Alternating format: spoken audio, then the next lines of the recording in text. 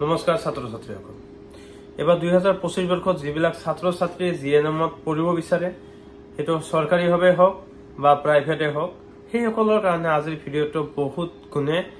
দৰকাৰী ভিডিঅ আৰু যিসকল ছাত্ৰ ছাত্ৰী নতুনকৈ মোৰ এই চেনেলটোত ভিডিঅসমূহ চাই আছা সেই সকল ছাত্ৰ ছাত্ৰীক কৈছো তোমালোকে সাবস্ক্ৰাইব কৰি ৰাখা আৰু যাৰ যি প্ৰশ্ন আছে মই ডেসক্ৰিপচনত লিংক দি দিছো সেই মতে তোমালোকে প্ৰশ্ন মোক কৰিব পাৰা আৰু মই সেই উত্তৰসমূহ ভালকে দিয়াৰ কাৰণে ট্ৰাই কৰিম তো বলক আজিৰ ভিডিঅটো আৰম্ভ কৰো তো প্ৰথমতে কথা হল 2024 বৰ্ষত 23 বৰ্ষত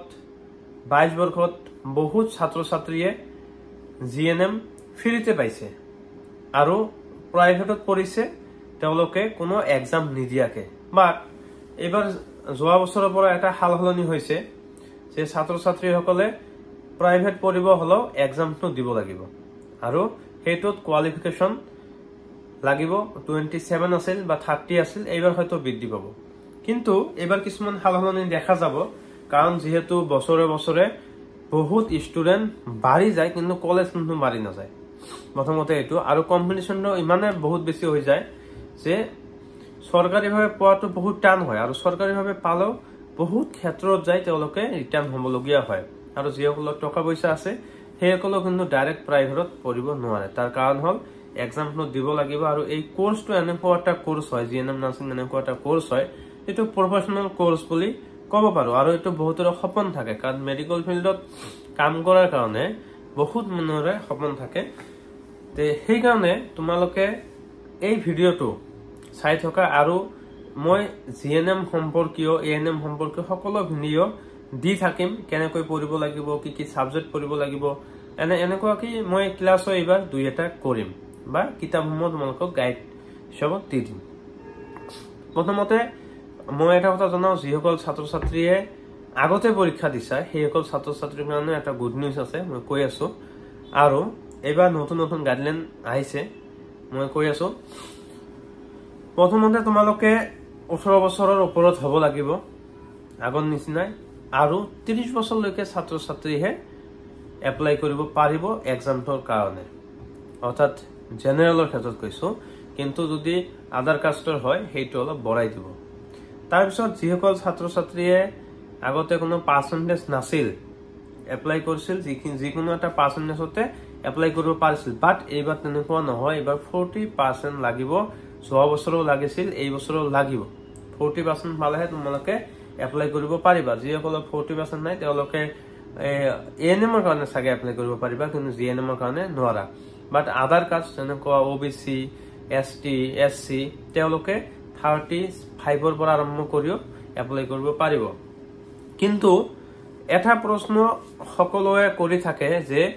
ইংলিশত কম মাৰ্ক পালে আমি এপ্লাই কৰিব পাৰিম না নাই এই কথাটো প্ৰত্যেক বছৰ ইমান ডাঙৰ ইমান প্ৰশ্ন আহে যে মই এনসাৰ দি থাকো বাট আজি মই দি আছো যিসকল ছাত্ৰ ছাত্ৰীয়ে ইংলিশ কেৱল ইংলিশ সাবজেক্টত কাৰণ তোমালোকে আৰ্টছৰ পৰা হওক হাই সেকেন্ডাৰী বা সায়েন্সৰ পৰা হওক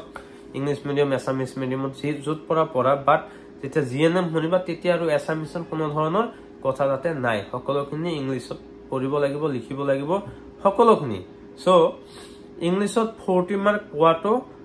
দৰকাৰ আৰু 40 মাৰ্ক নাপালে এপ্লাই কৰিব নোৱাৰিবা বা এপ্লাই কৰিলেও ৰিজেক্ট হ'ব ঠিক আছে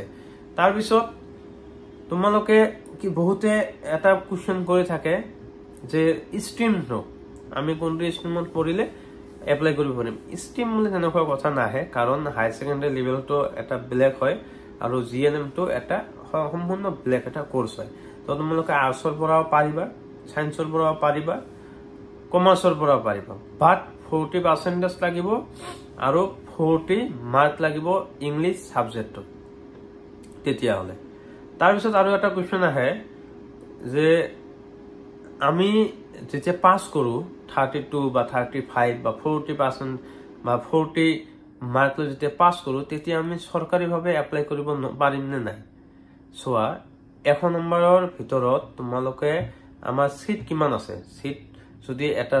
কোনবা এটা ইউনিভাৰ্সিটিৰ আন্ডাৰত 800 সিট থাকে তাতে এপ্লিকেন্ট হৈ যায় মিনিমাম 5000 ৰ ওপৰত মই জাস্ট এটা এক্সাম্পল দিছো যে 5000 ছাত্ৰ ছাত্ৰী অলৰেডি পাস কৰা তে 5000 ছাত্ৰ ছাত্ৰীৰ পৰা তো 800 ছাত্ৰ ছাত্ৰীক কেতিয়াও মানে কি সিট দিব নোৱাৰে সেইকাৰণে কি হয় যাৰ ওপৰত মাৰ্ক থাকে যেনেবা 98 কাৰোবাৰ মাৰ্ক আছে সি এপ্লাই কৰিব পাৰিব এই 98 পৰা তলত লাহে লাহে আহি আহি আহি যেনেবা 65ত আহি গল এই 65 পোৱা ছোৱালীজনীৰ পৰা ওপৰৰ বিলাকে তেওঁলোক 800 ছোৱালীহে এডমিশন চৰকাৰীভাৱে পাব তাৰপিছত যি 65 তলত যিবিলাক ছাত্ৰ ছাত্ৰী পাছ কৰিছে মনকে তেওঁলোকৰ আৰু চৰকাৰীভাৱে সিট পোৱাৰ